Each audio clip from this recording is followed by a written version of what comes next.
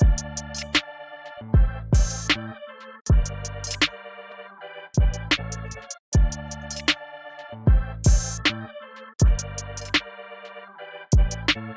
everybody, welcome to the 3D6 Charge podcast. It's a podcast about competitive Warhammer 40k to the state of the game and community news. We are streaming live right now on Twitch TV/3D6 Charge every Wednesday at 7:30 p.m. Eastern, where you can follow and subscribe.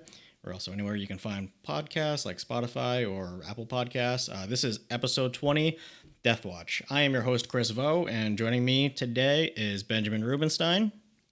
Hello, everyone. And special guest, Kevin Lieb of the South Coast Gaming Nights. South County Gaming Nights.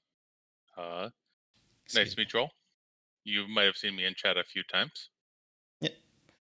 So what we're talking about tonight is obviously Deathwatch. You know, the supplement comes out this Saturday, but you know, there's been enough leaks where we can piece it together and really talk about it. And we wanted to bring Kevin onto the show tonight because Kevin is renowned in our local community and meta for being a ride or die Deathwatch player. And actually, the first time I ever met Kevin, he completely trounced me with a bunch of Deathwatch vets with Storm Bolters and Storm Shields and Vengeance rounds.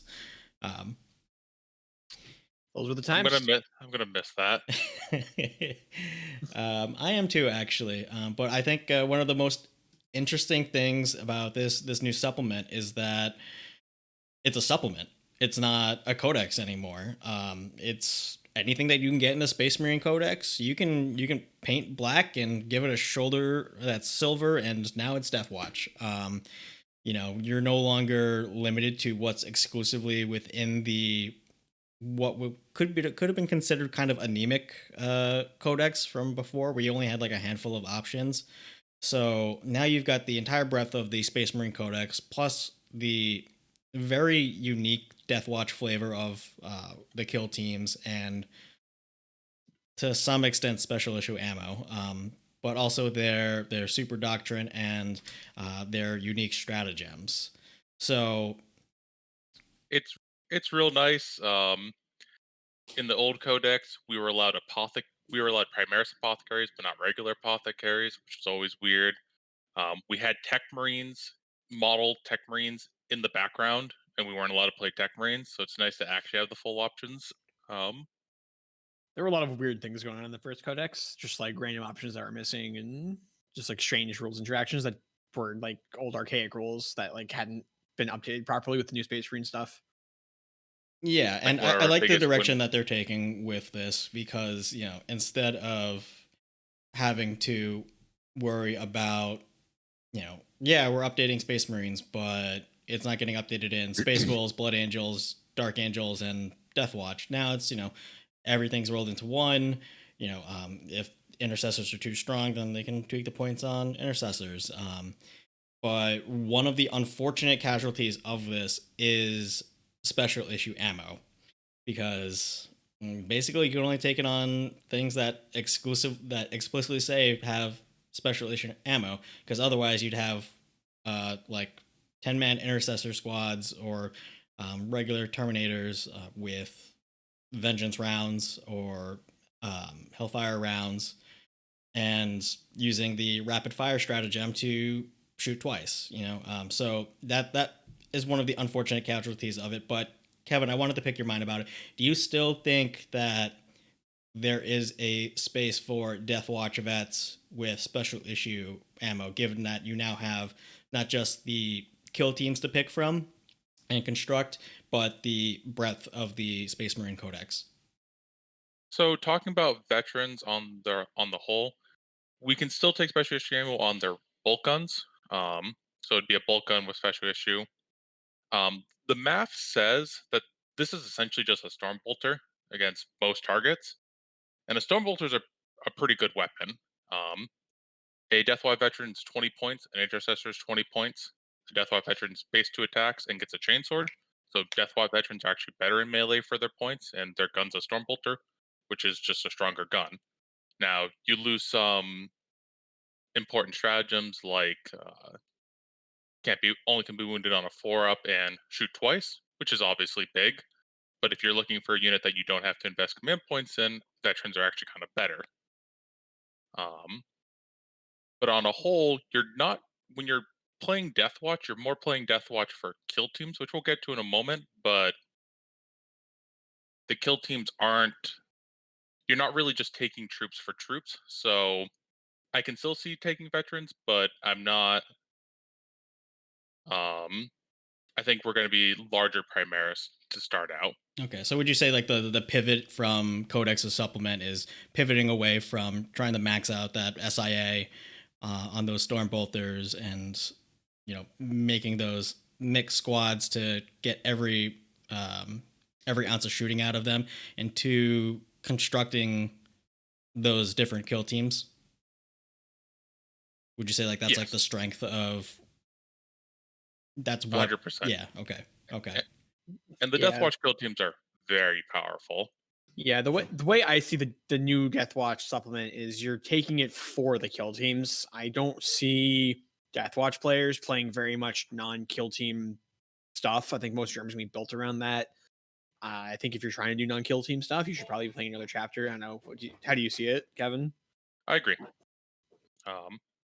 Luckily, kill teams are strong, so that there's a strong reason to play Deathwatch. Yeah. So sure. When I was looking through the supplement changes, like I said, you have access to everything in the Space Marine Codex. So what's going to make you pick Deathwatch over like anything else? It's going to be what's specific to Deathwatch and the number one thing that I see specific to Deathwatch is like those +1 to wound on like elite slots. That's nice, but that's more of a bonus. Where the real strength is going to be that kill team. So we've talked a lot about like how great these kill teams are, without actually talking about what they are. So why don't we pivot and talk about what is a kill team? So a kill team there are 4 different kill teams, and the way the kill teams start is you're going to take 5 of something that would be a troop choice. So in the case of the Progenitus kill team, it would be veterans. And once you take those 5 veterans, you can start adding alternative options to the team, like veteran bikers, Vanguard veterans to get jump packs, and Terminators. Those are the options. The Furious kill team, so this one's thing you have to take 5 of is intercessors. You can then start adding assault intercessors, outriders, and hellblasters. Indomitor and Indomitors are real good. Heavy intercessors. Nuts. Are heavy intercessors, and then you get to add aggressors, inceptors, or eradicators, because everyone thinks when you think of a kill team, surgical striking with Gravis armor is the truth. And then there's the Spectre's kill team, and this one you're taking infiltrators as your core, and then you're adding in incursors, reavers, and eliminators. Yeah, spoiler alert, when Kevin and I were trying to figure out some lists, we may have cut pretty much every non-Indomitor kill team from our first list. They're just so good. But I think that we should probably just start from the top and talk about each kill team and kind of what you want to do with it. Yeah, so why don't we start with like the basic kill team, which is 5 Deathwatch vets, and then it was the Proteus, I believe they're called. Yeah. Yes. So with the Proteus kill team, the common way I'm thinking about running these guys now is 5 of the vets and 5 bikers. And what you do at the beginning of the game is you combat squad them. Now you have 5 bikers that are OPSEC. And that's just strong. 9th edition is about OPSEC. And then and then the 5 veterans, as we're talking about, is better than an intercessor squad, a 5-man intercessor squad. So you're not really. Yeah, you can kit those out however you want, right? Because they're veterans. They're not like they're not locked into any particular loadout. Yeah, they're still just as flexible in terms of loadout. Yeah, that's pretty neat. Yeah, that gives the Proteus a little more of an edge over the other ones in that particular sense too, because all the other ones, your first 5 guys are pretty much locked in because they're Primaris models and not veterans, so they don't really have any options. You're like, all right, these 5 guys, this is what they have. Yeah, and I think it's worth noting that one of the differences from going from Codex to Supplement is there's no benefit to having mixed squads anymore, which is why the combat squatting is so powerful now. Because before, if you added like a Terminator to your squad, now your guys are immune to morale. If you added a Vanguard veteran to your squad, well, now you can fall back and shoot. You added a bike, you can fall back and charge. But that doesn't exist anymore, so you don't lose anything by combat squatting the 5 vets and the 5 bikes into their own squads. So it's kind of there, actually. There's a bunch of stratagems that replace those mechanics, but now you're spending CP for those abilities. Yeah, I think the other thing that does is it incentivizes you a lot more. Not that we weren't doing it before, but like even more than before. We're going to see most kill teams constructed as 5 of one thing and 5 of another. I don't think we're going to see very many kill teams that are like 5 veterans and 2 bikes and 1 combat guy. Like, no, it's just gonna be 5 of one thing and 5 of another. Small note: the Progenitors Kill Team. If you're just taking veterans, you can actually take a veteran squad and you get access to a unit called a Black Shield. And what's cool about a Black Shield is it's essentially a second sergeant that gives the unit the ability to heroically intervene for a command point. And if that sergeant is equipped with 2 melee weapons, he actually gets an extra attack. Old school. So I love him it. with double lightning claws is 7 attacks on the charge. So That's there's so something there. 7 attacks, rerolling all the wounds. And that guy can hold a Thunderhammer, right? Or no? He can. And he can do Thunderhammer Chainsword. Real good. So Thunderhammer Chainsword, he'd get an extra attack from holding the Chainsword and then getting an extra attack with the Chainsword. Yeah. Yeah, and then your actual sergeant can also have a Thunderhammer. Yep.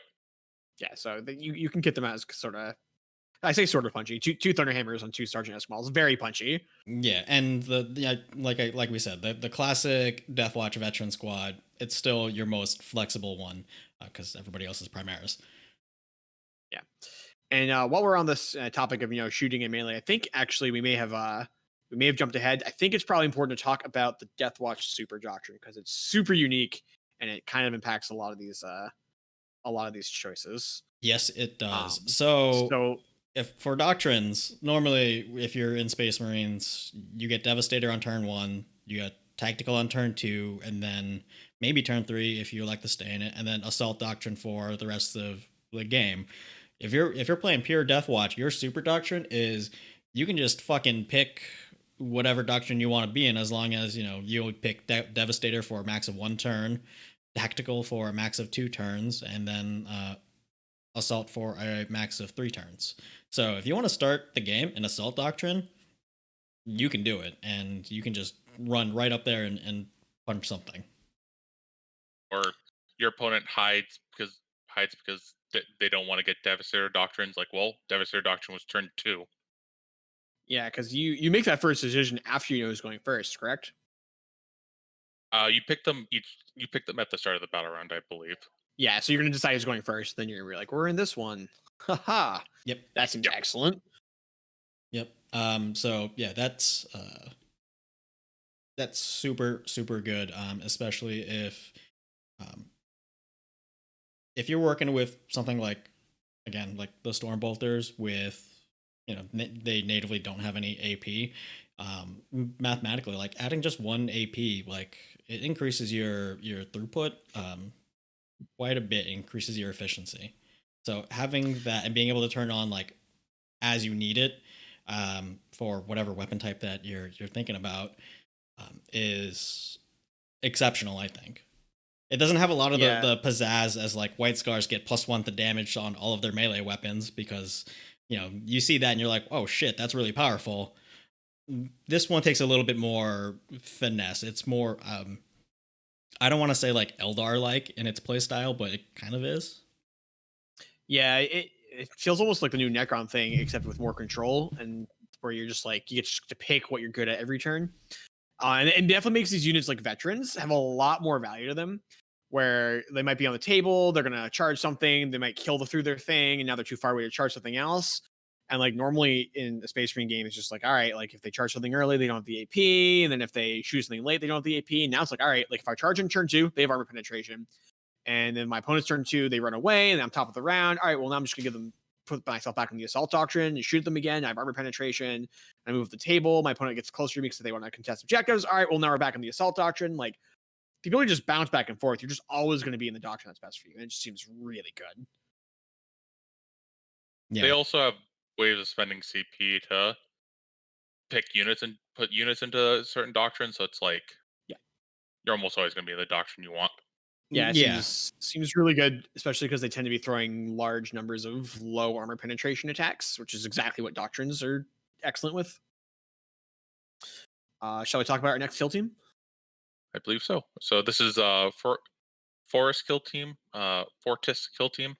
So this is going to be the Intercessor one. Talking with Ben, we're in agreement that adding 5 Outriders is kind of the best thing to be doing here. So dumb. Combat prodding them, and you're in a good place. And I also think this is it's hard to talk about this book from front to back because there's so many weird interactions. This is probably where we should talk about a couple of the stratagems, because there's a few stratagems in this book that makes having a unit of 5 Outriders a very different beast than it is in other books. Yeah. Do you want to touch quickly on what may or may not be an oversight on the Fortis Kill Team and keywords with the Outriders? The infantry? Yeah. So yeah, we've heard in the past that's supposedly going to get fixed, so I wouldn't think too hard about it. Yeah, I just wanted to bring it up. Like a lot of people that I've seen talking about this, they're putting a lot of value on the Outriders having infantry so that they can like face through walls. But I want to point out that even though that is silly and also powerful, you really want those Outriders for one, the stratagem interactions, but two, it's 5 Outriders with OPSEC. Yeah, if they can phase through walls, it gets particularly silly, but I'm pretty sure they're not supposed to be able to do that.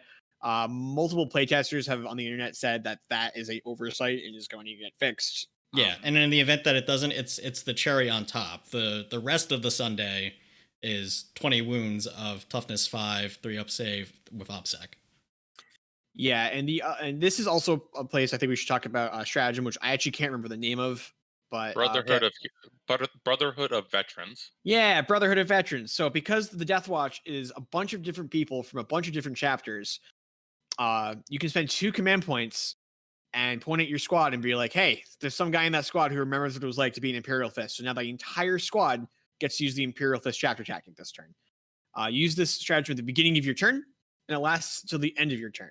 Why this is particularly silly with Outriders is that you can make them White Scars. So on turn 1, they can advance and charge. They can advance, which is a 20-inch move, and then they can charge. And then you have your Assault Doctrine active, and now everything's at AP -2. Yeah, so they're gonna. So yeah, if you're going second and your Outriders are within 20 inches of those mid-board objectives, you're just like, all right, like I'm going to put myself in the Assault Doctrine turn 1. Do you really want to try and hold those middle objectives? Because if you do, like, there's just 5 OBSEC Outriders on top of your list, 30 attacks at AP2. The Deathwatch chapter tactic, it hasn't changed. So probably rerolling ones to wound. It's really scary. The fact that they can do that is like pretty dumb. And then, later on they can if they really need to, they can like become Ultramarines, fall back and shoot, do all sorts of crazy things. But it's specifically also, being able to advance and charge is crazy. It's also worth noting that can let you pick a successor chapter combo. Yep. So wait, excuse me? Yeah. So it's like this guy really remembers hating Chaos Space Marines, so he's gonna let the entire squad reroll hit rolls in melee and get +1 to hit or +1 to charge into combat. Yeah, like, oh, your unit can shoot 24 inches on intercept strats. I'm gonna put my Melt-A-Gun unit 27 inches away, and then give them +3 inches on their range. You can do a lot of ridiculous nonsense with that strategy. And here I was thinking really good. Here I was thinking just remembering to be a White Scar or a Flesh Terror was really good. No, it's so much better than that. It's really, really good. So yeah, that's what we're thinking with the Fortis Kill Team. Is it's probably just bikes. Do you feel like having any of those other options are worth it? The Assault Intercessors or the Hellblasters? Hellblasters are kind of interesting because it's probably the best way to play Hellblasters. Because you get to have a little bit of Blade of Wounds. I don't think that's the best thing you can be doing, but if you're like, I want to play Hellblasters, it's probably the best way to do it. Yeah, I mean, if you look at Hellblasters in like a normal Space Marine list, like one of their biggest downsides is the fragility of them. Yeah, they're Primaris, but it's still just 3 ups, 2 wounds, toughness 4, and if you take 2 wounds, and that's just 1 dead plasma gun that you can't shoot ever again. Whereas now you can have those ablative wounds, and if you take the 5 Hellblasters, you've got 10 intercessor wounds to shoot through before your real shooting efficiency goes down. Yeah, because they're 33 points for a model that has the exact same defensive output as a 20-point model, which is getting pricey. But why talk about 10 ablative wounds when you can talk about 15 at T5? I think we should save that one for last because we can talk about it forever. Yeah, talk about the Spectrus ones. Yeah. That was a great transition. Oh, it was pretty good. It was, but let's be real. Once we start talking Indomitor Kill Team, we're gonna be talking about it for a while. So let's finish up on that. Let's talk the Spectrus Kill Team. So that's the one where you start out with 5 infiltrators, and then you add more infiltrators, incursors, reavers, or eliminators. This one, much like the other ones, you're taking the infiltrators, and you're probably taking the eliminators, and as 5 of them. Yep. I think your other option here is you take Reavers because they're cheap, and then you can combat squad them in such a way where you have a mixture of Reavers and infiltrators in 2 different groups to put a huge amount of the table in deep strike denial. Yeah, and I actually don't hate like Reavers as a unit in general. I do hate because they're a waste of an elite slot. But in the Spectrus Kill Team, I actually like the Reavers, especially if you combat squad them, so that it's a mix. Because the Terror Troops stratagem is actually pretty decent if you look at it. If you don't have to spend an elite slot on a unit of Reavers. So I would agree with all that, except for if you put Reavers in your Kill Team squad, you can no longer forward deploy it because they don't have that rule. Okay, never mind. But you can still use guerrilla tactics from the codex. So you could in the movement phase, you can pick up that Spectrus Kill Team because they should have the Phobos keyword. And then at the end of your movement phase, when you're bringing things in from reserve, you can redeploy them. Yeah, but they still can't redeploy outside of your deployment zone. That being said, I still think that, given the new and improved smaller tables, even if they're just advancing and moving, by the time deep strikes are happening, that's still probably fine. You're right. And because you can choose how you combat squad, if your opponent is bringing things that are going to deep strike on turn 1, you can just combat squad them so the infiltrators are in 1 unit and just push them away from your deployment zone. That being said, get wrecked. Yeah, is there a more efficient troops choice in this supplement? Absolutely, but can you make Reavers work in the Spectrus Kill Team? I think so, especially with. I'm really big on Terror Troops just because it turns off OBSEC, and these guys are gonna have OBSEC on like regular Reavers. I'm not in love with the stratagem. I don't think that's the reason you'd ever take them. I just don't think that stratagem is very good. Actually, I do like Chris is saying with OBSEC and then removing OBSEC. That's fair. That's fair. That is powerful. Yeah, because otherwise, like if you didn't use that stratagem, when you have 2 OBSEC units on the same objective, like opposing ones, it just turns off OBSEC for both of them. But in this case, you're turning theirs off so that you still have yours. I mean, it's expensive. It's 2 CP, and like you can get a more efficient troops choice in this army. But if you don't have enough heavy intercessor or eradicator models and you've got some Reavers laying around, it could work.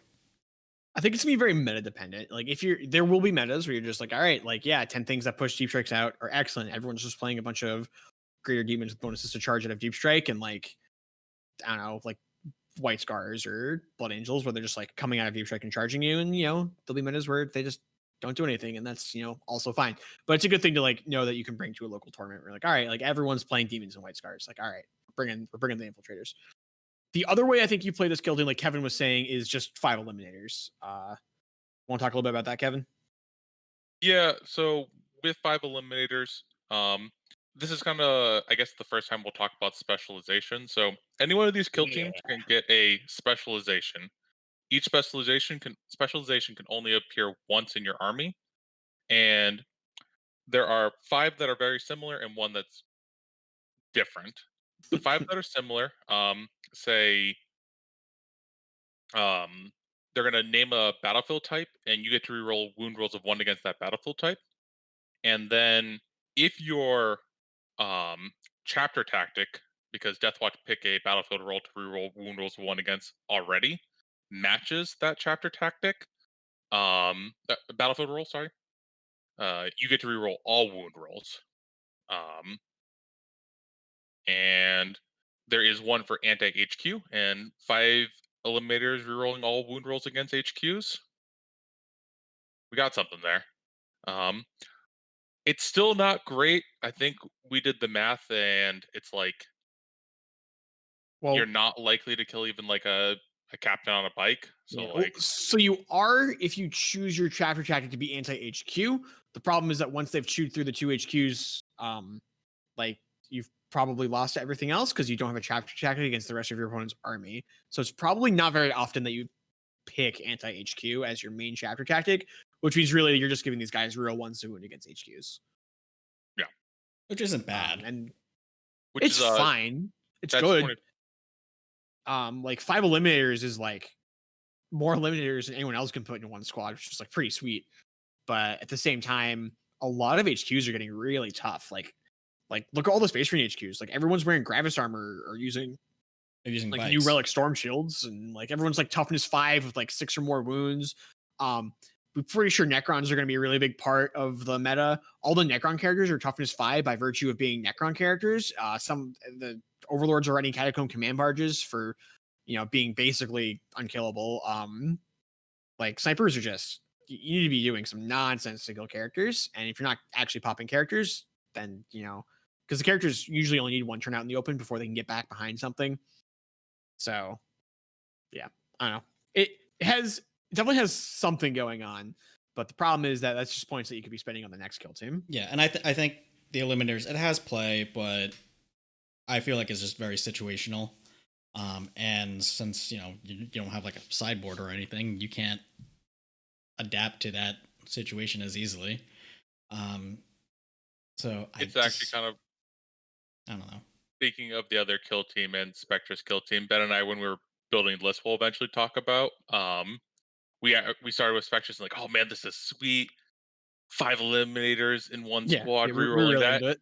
And then like we got done, and it's like, oh well, this was the weakest thing we could be doing with our kill team. So goodbye. Yeah, it turned out to be the weakest kill team, and then we just ended up duplicating some of our Indomitor kill teams. All right, let's talk about Indomitors. Yes, let's talk about the dumb kill team. All right, Kevin, hit us with it. What's the Indomitor kill team? So and why should we all be quaking in our boots? So this is the 5 intercessor kill team. 5 heavy intercessor. So this is the one where you get to add aggressors, inceptors, and eradicators. So if you thought 3-man eradicator squads are bad, what about a 5-man eradicator squad that you have to chew through 15 T5 wounds before you can get to it? Sound like fun? Oh, and it's OBSEC, so enjoy. And wait, what about its specialization? What are they going to be specialized against? They get to be specialized against Lord of. So this is 1 specialization. The previous one was just HQs, but this one's actually going to be 3. It's Lords of War, heavy supports, and transports. So it's everything that could be a vehicle. Yeah, everything that an eradicator is good against. Yeah. So you're wounding on. You probably around 3s or 4s, and you're rerolling 1s. Unless your opponent went heavy on them, and then you're rerolling everything, and your army is rerolling 1s. Nice opponent. Yeah, a Knightless can never beat this unit. It's actually heinous. So definitely your Deathwatch army probably wants to start with at least one of those. Um, and then aggressors are also a really good unit that, like, yeah, it doesn't shoot as much as it used to, but turns out that like it's still the best option for clearing hordes. And you need to make real concessions in your lists if you're bringing multiple units of just like 5 melta guns. If because we're both pretty convinced that like people are just going to be rocking 40 to 80 Necron warriors in lists, and you need an answer to that. Keep in mind with this, talking about Brotherhood of Veterans again, you can be like, these are Imperial Fists. You don't get cover. My 6s to hit with all these guns are an extra hit. For the ones with aggressors. Yeah. Yeah, and the aggressor ones, of course, are probably going to take the assault bolters on the heavy intercessors, which means that but then the aggressors alone, like the 5 aggressors alone, if they're rerolling all their wound rolls, very comfortably pick up 20 Necron warriors. But Ben, why would you be rolling all your wound rolls? Yeah, because you're gonna specialize them against troops and pick anti-troops, which means that your other 5 guys can then like go shoot at something else while the aggressors just pick everything up. This unit is intensely powerful. Again, it's doing the same thing as the Eradicator unit, where it's just like there's 15 wounds in between you and the thing that you want to actually be dealing with. Unlike the Eradicator one as well, they're very good at melee. Because while heavy intercessors are like pretty crap at melee, the 5 aggressors behind them, they're aggressors. They all power fists, and if you get up close to them to try and take a bunch of wounds off of them, like even if you leave like 3 or 4 aggressors left, like that's so many power fist attacks. You're in a lot of trouble. What about the last option, which is Inceptors? The only thing I can say nice about Inceptors is that you can spend a CP to fall back and shoot without any penalty. It's a stratagem in the Deathwatch, so yeah, but for 2 CP you can fall back and shoot at -1, so it's not like yeah, with any of these other options. So, and if you picked aggressors, if they charged you and you're still alive, you've probably already crumped them in melee, so kind of whatever. Yeah. So for these Indomitor Kill Teams, like, yeah, it's really powerful having like those tough ablative wounds in front of the aggressors, in front of the eradicators. Do you think there's any instances where you would want to combat squad these Indomitor Kill Teams? Or are there any instances where you want to just take like 10 heavy intercessors and then combat squad them? And like very weird. So there will be games if you're bringing both. I think most Deathwatch lists are going to bring multiple Indomitor Kill Teams, at least one with aggressors and at least one with eradicators. And there will be games where like the aggressor squad or the eradicator squad are not super relevant, and you combat squad that one. I don't think there's ever going to be games where you combat squad all of them. You're always going to want one of either your aggressors or your eradicators to have ablative wounds, and I actually think most games you're just going to want both to have ablative wounds. Yeah. And when I say ablative wounds, like heavy intercessors actually have some like real firepower on them. Oh yeah, especially if you take the heavy options on them, like in a heavy bolter, it's actually really powerful. So you're not just wasting points like just so that they can die. No, they're actually gonna like get some work done too. Mm-hmm. Yeah, that unit is pretty insane. Do we want to expensive, but insane. I will say, I wish the Spectrus kill team was the good kill team. It's how I want Deathwatch to play. It's like what makes sense to me. Yeah, for sure. I mean, on one hand, the Deathwatch are supposed to be a bunch of like special forces operators operating operationally, so infiltrators make sense. But on the other hand, it's also kind of like if you're sending a couple of guys into a Space Hulk where you want to give them super heavy armor because they're in a Space Hulk. Yeah, they did the Raven Guard thing where they're like, we're going to make all these sweet sneaky rules for the sweet sneaky models. And it turns out the best models with the sweet sneaky rules are just the biggest, dumbest guns with giant fists attached to them. Because when you let those things be sneaky, you can do really dumb things. And Deathwatch do similar things where it's just like, what if we got to like multiply all this stuff? Well, I want to multiply the biggest numbers. Like my 5 eradicators. By the way, in those squads, the eradicators, because it's 1 every 3 eradicators can take a multi-melta, you can only put 1 multi-melta in those squads, but you're gonna Can you take the heavy melta rifles? Yep, you can. Oh, then like 100% take the heavy melta rifles. They don't have any sort of like ignore moving and shooting penalties. Mathematically, So the heavy melta is just output more damage. Yeah, if you're in half range. No, even outside of half range, yeah, because you true, get the true. D6 plus 2 on the heavy melta. That's true. Okay, yeah, it is a little more expensive, but yeah, you can find the points for it. Yeah, it's a little bit more expensive. I think it's like 5 points up to upgrade the melta to a heavy melta. It's 5. Yeah, yeah, and since you can't advance and double shoot with the melta rifle anymore, there's no reason to not take the heavy melta. Fair. It's fair. Yeah, I think that Indomitors are kind of ridiculous. I think that is how we're going to see Deathwatch played a lot. It's going to take a lot of testing to figure out like what's your mix of Indomitor kill teams to, smaller units that like actually want to like go play objectives and missions.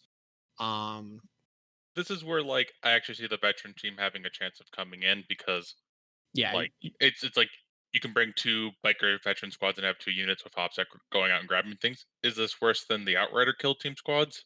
Yes, but they're cheaper. But they're cheaper, so you get to bring more. But they're cheaper, you can bring more, and they're more CP independent. Yeah, for sure. You are going to spend a fair number of command points on, I think, your various skill teams. You're gonna be doing Imperial Fists on your aggressor kill team. You're gonna be doing White Scars on your Outriders. You're gonna be doing I think you're doing Ultramarines on your Indomitor kill teams fairly often if they get tagged in melee. Which is a complete nightmare that you're allowed to do that, by the way. Like it's disgusting. You're like how do you usually interact with like heinous firepower units that have no arm penetration in melee? It's like, you touch them with like something with some sort of armor saves. Like, all right, well, they can just fall back and shoot at you anyway. Well, I mean, cool. We're dead. Seems really, really good. I'm super impressed with this codex. So do you want to go to stratagems? Yeah, let's talk about some of their tricks. So it's pretty generic, but it's pretty strong. They have teleportarium. They get to put a unit of infantry, an infantry unit, a biker unit, and a dreadnought unit for 1 CP into deep strike. They can use this a number of times. That kind of scales with the game. So once at 1,000, 2 at 2,000, and 3 at 2,500. So I can see those Indomitor kill teams can also just deep strike and get you. So watch out. Yeah. Basically, this just comes down to them saving command points on outflanking those things because they're like 16 to 19 power level, depending on what you put on them. And now it's just 1 CP. So, there you go. Yep. Well, it's funny. I think about why I would ever play Raven Guard, and I think that like their stratagem to deep strike something is like kind of the reason. So like, yep. Yeah. We already talked about Brotherhood of Veterans a few times. This one, it's not the strongest, but it's very interesting. Special issue loadout. 2 CP when the unit goes to shoot. Their guns gain the special issue ammunition rule and gain heavy 1. Now this I can see being used on heavy intercessors with the heavy version because you're not really losing any number of shots, and it keeps the rend and damage characteristic of the base gun. Yeah. So also hits their pistols, doesn't it? Yeah, I was about to get to. So yeah, it's kind of funny. They can pop their pistols off too.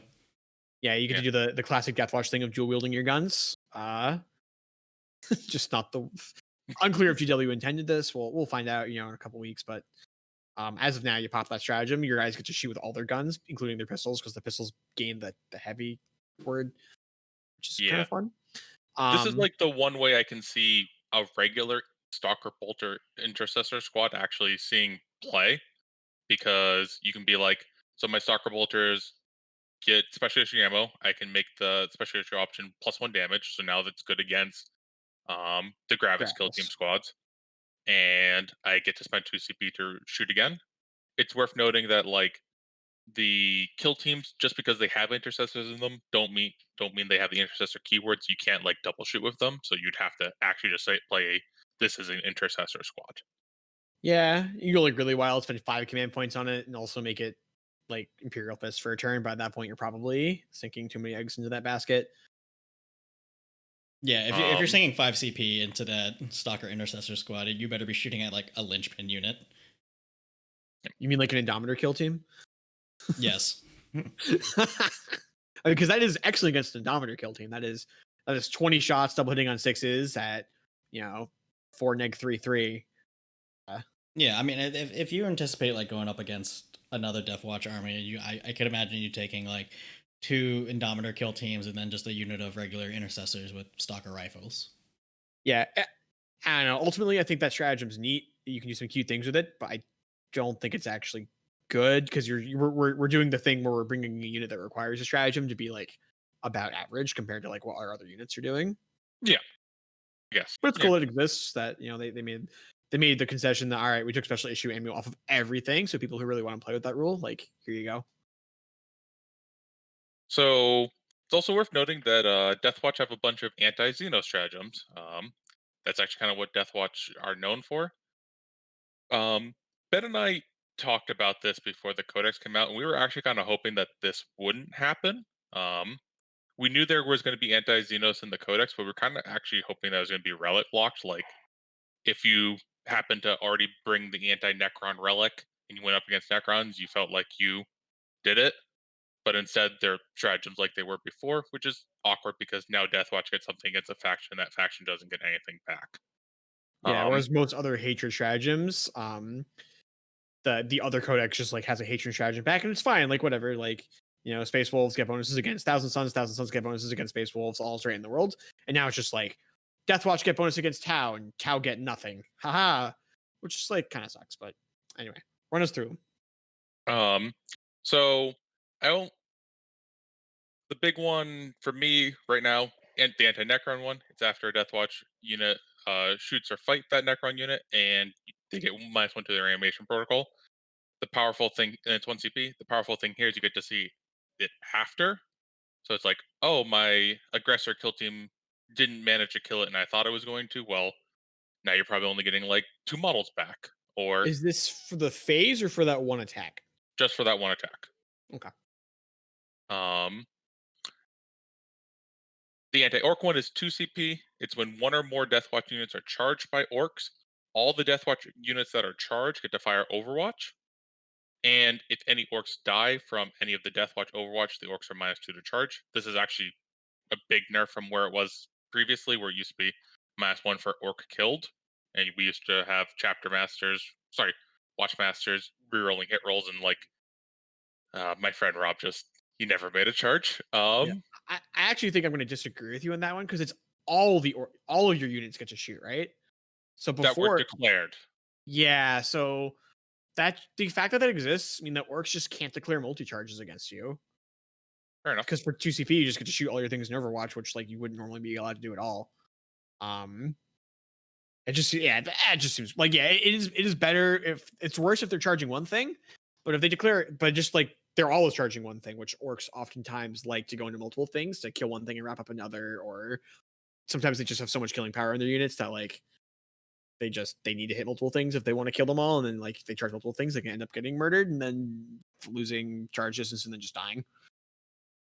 Going to trust my orc opponents to play around this stratagem like most people play around the charge stratagems, or the Overwatch stratagem. I think it will be strong. I think it's a good utility. I think it will tilt off some orc players, but yeah, you just charge your trucks in first, and then whatever, you forget about it. Yeah.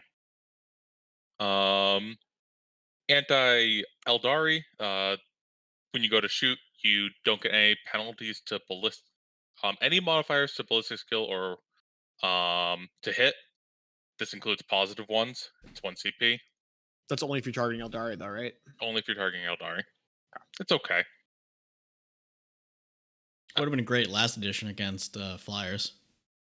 It sure would have. Too bad their anti-Eldari stratagem just didn't work last time.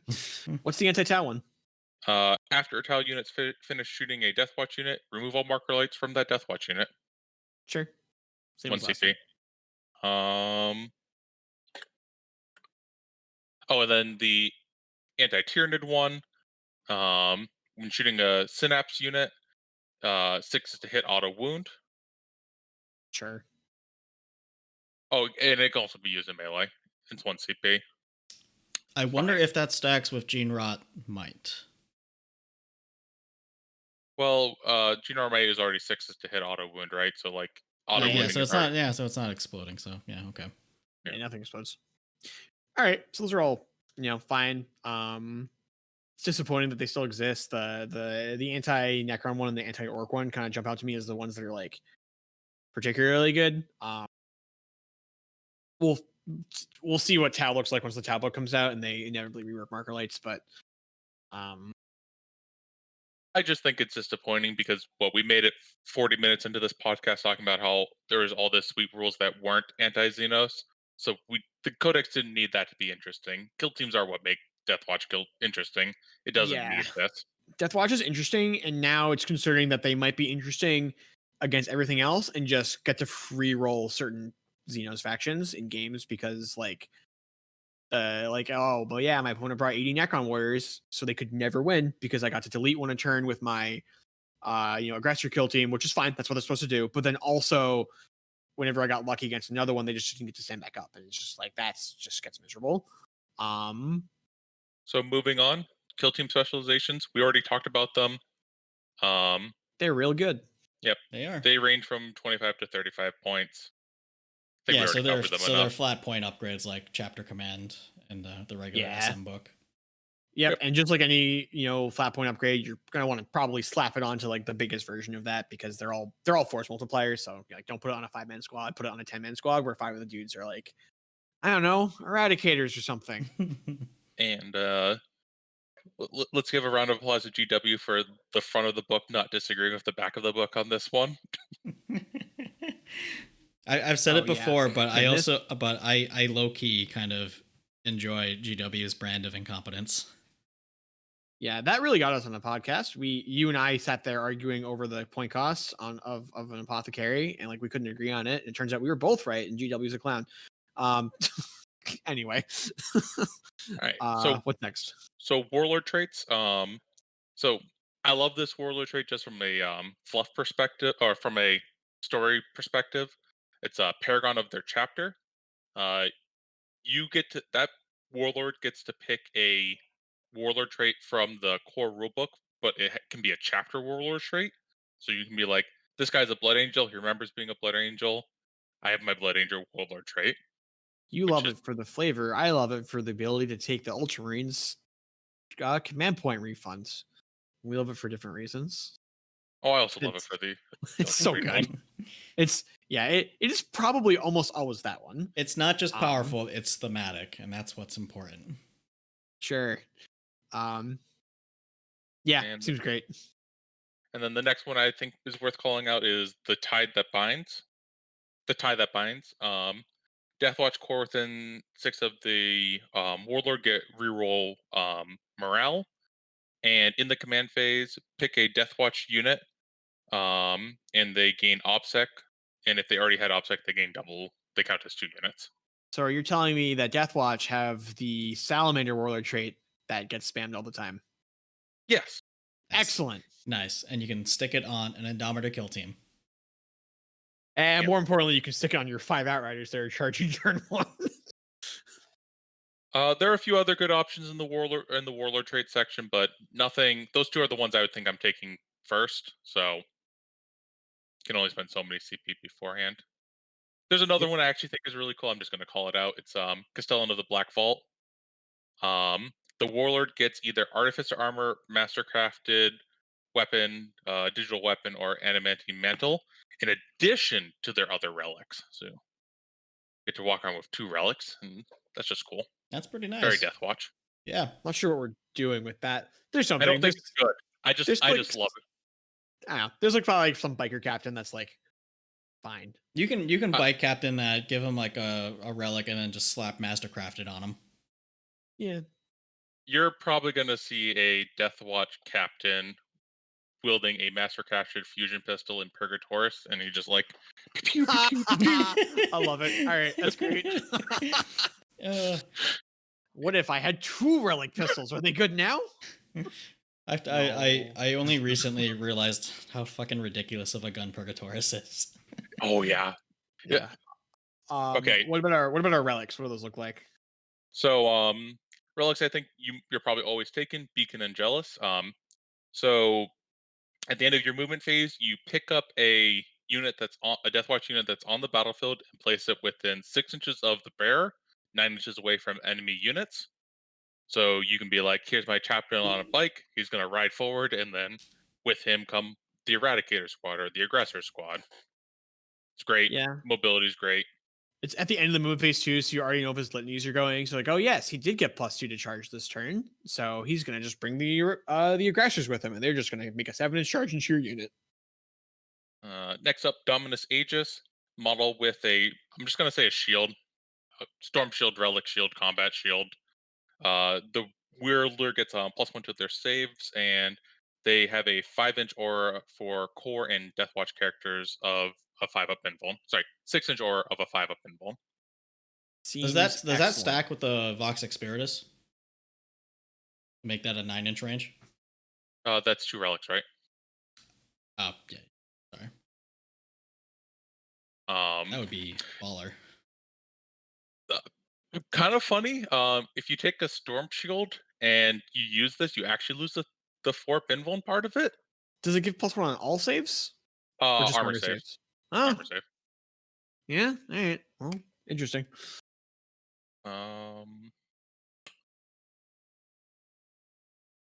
Yeah, those seem like some pretty good relics. Nothing like jumps out there as like completely ridiculous, other than the chaplain on a bike being able to drag aggressors with him after he knows that they're getting put bonuses to charge. That seems really scary to me. But outside of that, I feel like most of your power is just like in the kill teams, which is appropriate for Deathwatch. I agree. I want to call out one relic because, damn it, GW.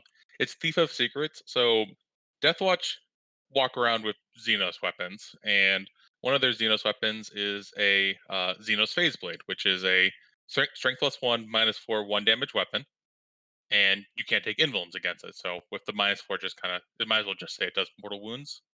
Not quite, but it's close. It's pretty good. So this relic version says it's +1 damage against a Xenos faction, but you could also just make it mastercrafted. And I hate relics that are just like strictly worse than another one. It's like it's just the same. Yeah, right? why wouldn't you just mastercraft it? It's already -4. All right. Well, womp womp. GW. Womp womp. It just come on. Next up, we have the Psychic Discipline. So Deathwatch finally have their own Psychic Discipline, the Xeno Purge Discipline. Oh, of course it is. So there's one that I think you're always taking, Fortified with Contempt. Casting value of a 6. Pick a Deathwatch Biker Infantry unit with an 18. There's no line of sight needed, and they get a 5-up Feel No Pain. Pick a Deathwatch unit with an 18 is a funny way of spelling pick an Indomitor Kill Team with an 18. Jesus Christ, 5-up Feel No Pain. Actually, I think that is the actual text. Oh, okay. I was just checking that you read that correctly. Then, if you are taking from the Xenopurge Discipline, there are 3 other powers that are kind of close that you're probably going to take. You probably would take after some testing. I don't know which one is best right now. One of them's casting value 6. Pick a Deathwatch unit with 18. Also, no line of sight needed. They gain Overwatch on a 5+, fight first in melee, and +1 to hit in melee. I kind of like that one. That's my favorite second choice. I'm thinking about putting that on the Aggressor Kill Team. So yeah, I'm pretty into that on aggressors. So they go back to hitting on 3s. Yep. Narrow Void is probably meta dependent. It's casting value 7. Pick an enemy unit. They're -1 to their attack characteristics, and they can only declare charge against the nearest unit. So like, they couldn't even try to wrap or fight multiple things if the squad's actually that killy. Yeah, you also like do things like throw servitors at them and just be like, too bad these things are in the way. So is that I don't know how that range? works. I feel like there's like a Corvus Blackstar, which is or a flyer that's the closest. Like, can they just not declare a charge? Not super sure, but rules as written, yes, they cannot. Oh, speaking of the Corvus Blackstar, can we take 1 second to talk about the Corvus Blackstar? Is it playable yet? Have they made it Can we finally put one on the table and not be embarrassed? So it's significantly better. Oh, good. So 180 points base, and that gets you a assault cannon and a Deathwatch a Black Star rocket launcher, Sure. which is a blast weapon at strength 601. This is off memory. I think I actually just have the data sheet right here. Thank you, index. Sorry, strength 5 neg 1 and it's Sure. and that'll be 43 shots between the Okay. two of them, but and each one of them has blast, so that might Sure. actually come up there. You can swap that one out with, I believe, twin las cannons for a small points up, and then there's another option to switch up the Black Star rocket launcher with a Storm Strike missile pod, which is like kind of another las cannon equivalent. So you can either have them be anti-tank or anti-infantry at 180 points. And there's now a stratagem for 2CP that makes it so the Chorus Black Star can't be shot in the first battle round unless it's the closest. There we go. That's pretty good. I like that. It's worth noting that a Corvus Black Star, it looks like a gunship, but it's actually in lore more of a transport. It can carry up to 12 models, and those models can be bikers and jump pack units, but not Primaris. No Primaris? Okay. No That's really limiting on it, considering that everything we've been excited so far has been more or less Primaris. Other than the veterans, who we are excited about being cheap, and that kind of goes away when you put them in a giant gunship. Yep. All right. Well, it's not fine. terrible. You can spend 10 points for a Hurricane Bolter. You can spend 5 points to ignore the penalties of cover, or ignore cover, including dense cover. So, all right. Anything else you think is worth covering in this book? the chapter approved section. Yeah. What are their yeah. What are their secondaries that they can pick? So, to start off, I think on a whole they're kind of bad. I think they're not probably ones you're going to be taking. But the interesting thing to note, and I'm wondering if this is going to stay this way, it looks like you can take one from the supplement, one from the Space Marine book. It doesn't mention that you can't take one from each. There's no mention of that when I was squinting to read someone's That reveal. needs to be fixed. Luckily, I think the Deathwatch ones aren't that good, so I don't think this is actually going to break anything, but we'll cover them. Battlefield Supremacy. It's under the Battlefield Supremacy category. The name is the Long Vigil. Score 5 points if no opponent models are within 6 inches of your deployment zone or in your deployment zone in your command phase. You can outscore this on the first battle round. So, First turn, almost that's impossible. pretty free. But you can't get it on the first. Turn 2, rather. I still think it's pretty free, but then every turn after that, it's going to be That's an uphill battle. Nightmare. And then if anything is like a jump pack or fly unit or is deep striking, then you can just forget it.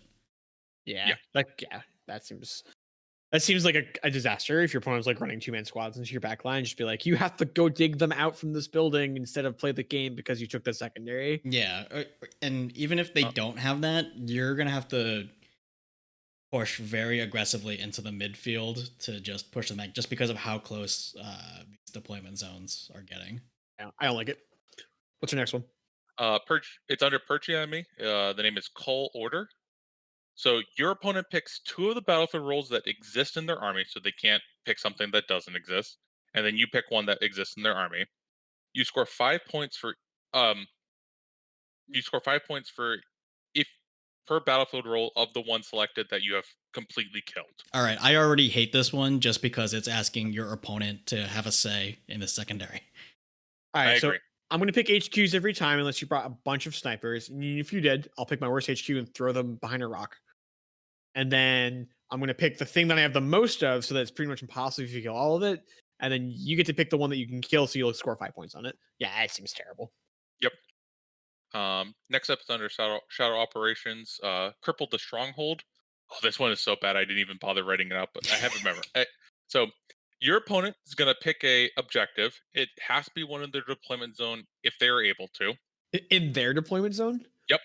Oh, goodness. You start an action at the end of your movement phase, And if your unit that started the action is still there, and your opponent can't have anything near that objective, at the start of your next turn, you get 8 points, I believe. So you have to like You your don't even opponent get gets 15 the first time?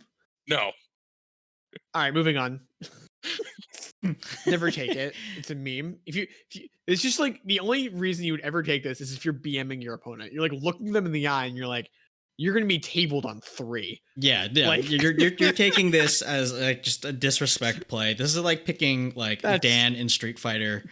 Like, yeah, this is like this is like building an entirely new like nexus within your opponent's base when you're beating them. Yeah, okay. Moving on. That's a meme. It's so bad. Then last and definitely not least, no mercy no mercy, no respite. We have Suffer Not the Alien. 1 VP for each Xenos unit killed.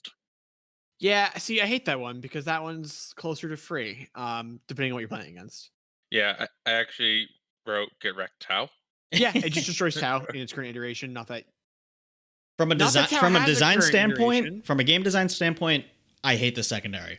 From the standpoint of a Deathwatch player, I think that one is a slam dunk against the right army. Yeah, chat saying they don't like that as a Xenos player, although I believe you're an Orc player. Think about your list. Do you have 15 units in your list? Like most Orc lists tend to be lots of models, but not actually that many units because your units models are all like the same big blob. Like, I don't know. It just doesn't seem good. Like, except for against specifically Tau, which you're already beating anyway, which are already because dead. Tau are awful in this meta. Tau are so bad in this edition. Yeah. I know. All right. So yeah, maybe it's not a huge issue if you can take 2 because for the most part, they're bad. I just think Tau get wrecked, and that is how it should be. Yeah, whatever. Tower unplayable, so here we are. Where do you rate this codex in terms of power? You think towards the top of the meta, towards the bottom? So I think personally, when you look at this as an extension of the Space Marine Codex, as like the first supplement comes out being out, I think this definitely has a lot of play, and it definitely doesn't make, like, say if Space Marines are like A tier, there's no way that this is going like below A tier. Yeah, I'm thinking this book plays 9th edition really well. It does everything you want to be doing in 9th edition. So I can't see it being below A tier, and it's probably S tier, but I'm not gonna call that until I actually play a few games with it. Yeah, I think I'm right there with you guys.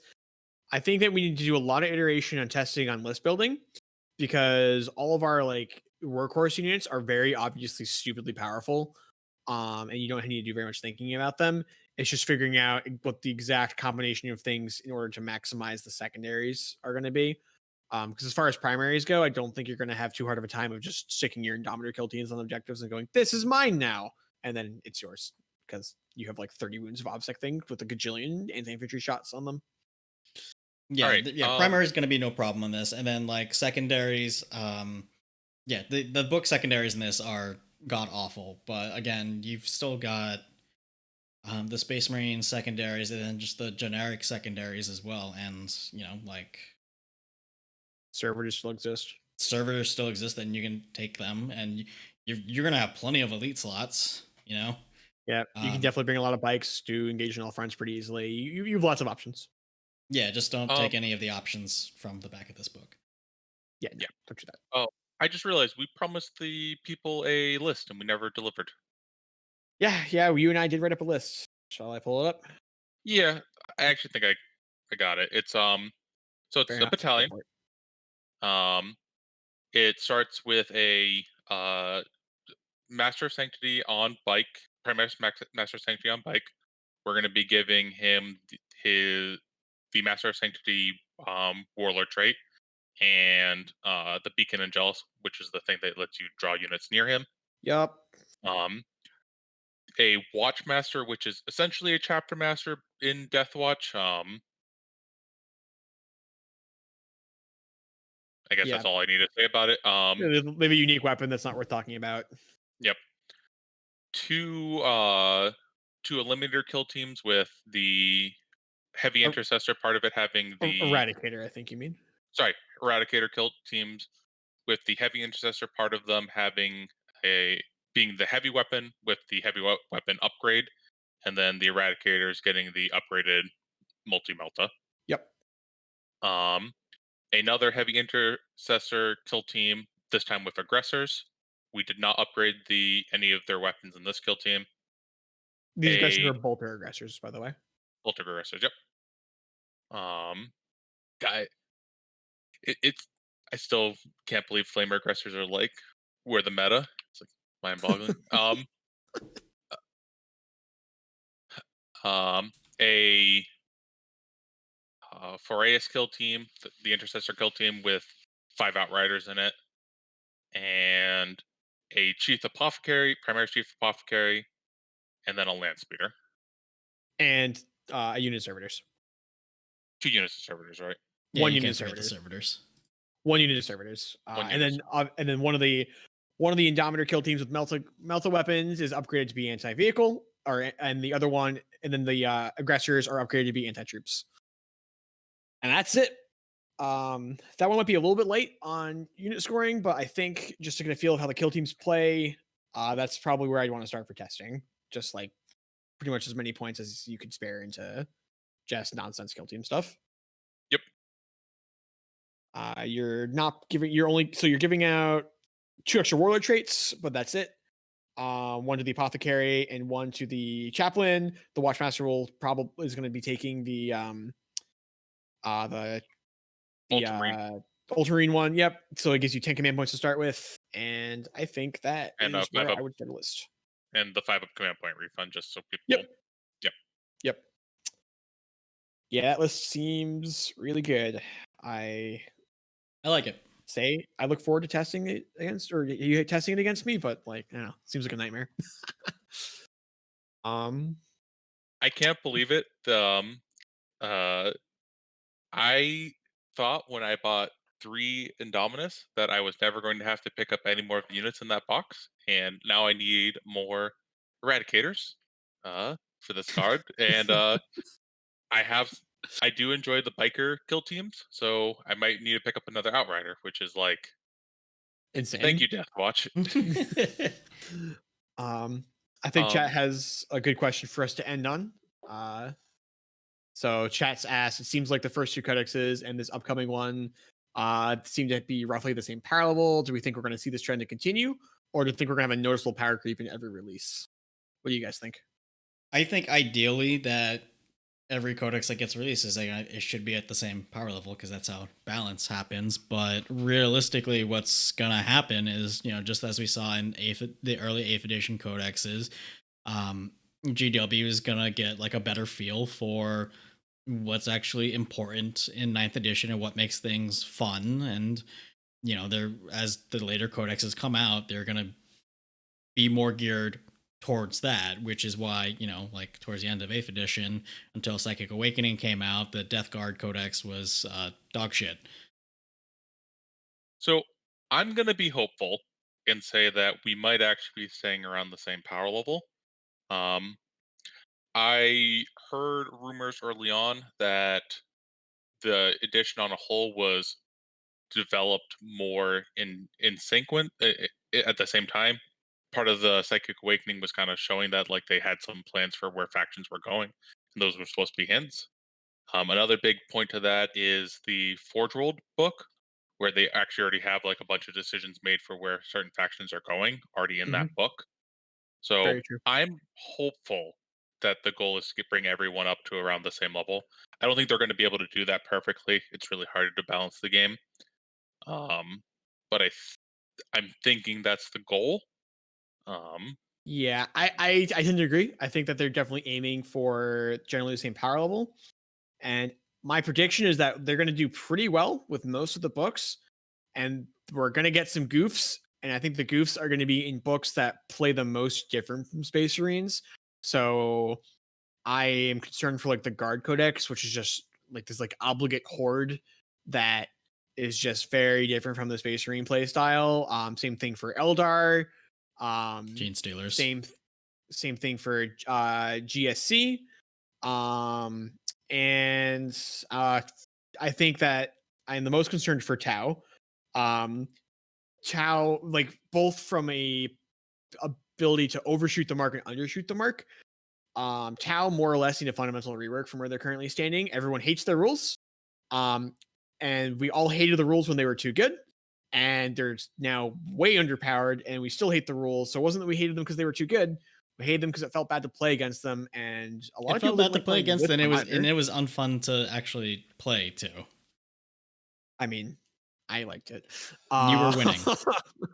It's fair enough. That's fair. Yeah, right now that and I don't that is true. Like now that they're awful, I don't play them anymore. But like they're really bad now. So I think Tau need like a fundamental rework. At the same time, they're just so, I mean, not to use a pun, but they're so alien. They play so differently from every other faction. There's really no other faction that has just no access to like two of the phases of the game. And Tau just like there's not a single melee unit in the army, which is a cool design space, but it's a weird design space. And GW has really missed the mark in the past on designing around that. And I am concerned that on our next iteration of the Tau Codex, we're going to get either way overtuned or way undertuned for the second time. Because that's basically been Tau's place in the meta, is they just like, because they're so weird. They have characters with like anti-tank cannons, which like no one else really has. They have the weirdest mechanics for like being tankier, where like their vehicles or their battle suits, like durability is coming from things outside of themselves. All of their HQ auras are just like freaking bizarre. Like everyone's HQ auras are real ones except for the Tau auras, which are all like our auras of feel no pain. This aura is get extra shots. Like they're just a very strange book. And I think GW is gonna have their hands full designing it. But yes, generally speaking, I think this is a better design edition. I think GW now we have, because 9th edition, yes, it's a new edition, but as far as the base rules go, it's pretty close to 8th. Yeah, I mean, it also keeps bearing in mind that a lot of the growing pains in the early 8th edition is that 8th edition was a wholesale rewrite of all of the rules that we had known since 3rd edition. Yeah, I think that our growing pains are mostly done, so I think we're going to be pretty good. I think we are going to see a better edition, a better rollout in general. Yeah, I've got my fingers crossed for the new Death Guard Codex. I'm really hoping. I'm not a Tau player, but I'm really hoping for some big changes with them. I have Ben's my friend. I have another friend who plays Tau. The fact that Riptides have been like the best thing in Tau forever. I don't want Riptides to be bad, but it'd be nice if everything else was brought up in line with them. Like it's not internally balanced. Yeah, there hasn't been a time where Riptides weren't the best thing. I want marker lights to just be like a fun mechanic. Yeah. As of now, they're just like attacks. And it's miserable playing with them. It's miserable playing against them, because you're playing with them. You're like, all right, like here are my marker lights. I have to do this to play. And as your opponent, you're like, oh, look at these things my opponent's shooting at me. Like, oh, there's 5. Do you want me to just pick my unit up now? Like, do you want to actually roll the rest of the dice? Like, yeah, it's silly. Anyway, any other points? Back to the question. I mean, like, yeah, obviously having everything at the same power level is the ideal. I'm just of the opinion that power creep is always going to happen, and as much as people are loath to admit it, GW at the end of the day writes rules to sell models. So yeah. So here's the thing. If I'm GW and I'm like, Tyranids aren't doing well, if I bring Tyranids up to Space Marines, I get people interested in Tyranids. And I'm also, it's a different playstyle. If I like sell them on like same power level but different playstyle, that will draw people's in. And if I need to sell models, I will buff units that were bad before. So my franchise member people have something that knew they need to buy, but we're still equal power level. Like there are ways to do this. Yeah, for sure. Bringing Tyranids up to like where Space Marines are right now makes the faction desirable to play and buy. And you don't need to make them better than Space Marines to make them desirable. Yeah. So I think that we're in a much better place for the game in order to aim for everything to be at the same power level.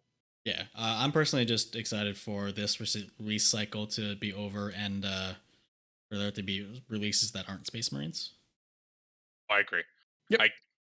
I think I saw like the like image where it was like 150 new Space Marine releases to the since the last Tyranid one. Yep. Indeed. All right.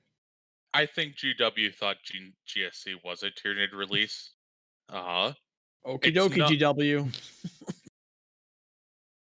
Oh, Deathwatch didn't get an GSC stratagem again. I thought we were going to get something explicit against them. That you get Ospec scan and you like it. I do like it.